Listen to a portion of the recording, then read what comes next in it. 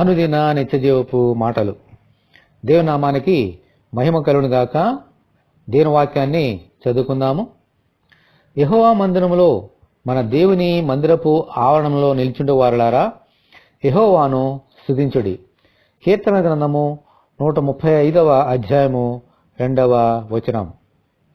దేవుని మందిరంలో ఉన్న యాజకులు గాని, బోధకులు గాని, పరిచారకులు గాని, దేవుని మందిరంలో ఉన్న వారు గాని అందరూ ఆయనను స్తుతింపబద్ధులై ఉన్నారు.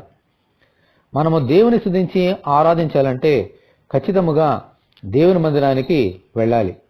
అప్పుడే ఆయన సన్నిధిని, ఆయన ప్రసన్నతను దేవుని ఆలయంలో అనుభవించగలుగుతాం.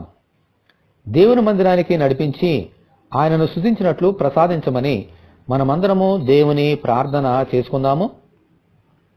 ప్రభువా, మీ వందనాలైనా ఈ సంవత్సరం యొక్క ఆఖరి ఆదివారంలో మమ్మల్ని ప్రవేశపెట్టినందుకు దేవా మీ వందనాలు.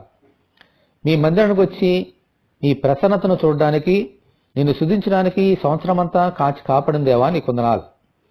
ఈ ఆఖరి ఆదివారంలో కూడా ఇంకా నూతనమైన సమర్పణతో నిన్ను స్తుతించినట్లుగాను, ఆత్మలోను సత్యములోను నిన్ను ఆరాధించినట్లుగాను సహాయం తెచ్చండి. ఇదే శక్తితో నూతన సంవత్సరంలో ప్రవేశించి నూతన సంవత్సరంలో ప్రతి ఆదివారము నీ మందిరానికి వచ్చి నిన్ను స్తుతించే భాగ్యము మా అందరికి దయచేయండి. ఈ వాక్యం వింటున్న నీ బిడ్డలందరినీ దీవించమని యేసు అతి పరిశుద్ధమైన నామములో ప్రార్థన చేస్తున్నాము తండ్రి, ఆమెన్. ప్రభు కృప మనకందరికీ తోడే ఉండునుగాక, ఆమెన్. పరిశుద్ధ దేవుని మందిరం.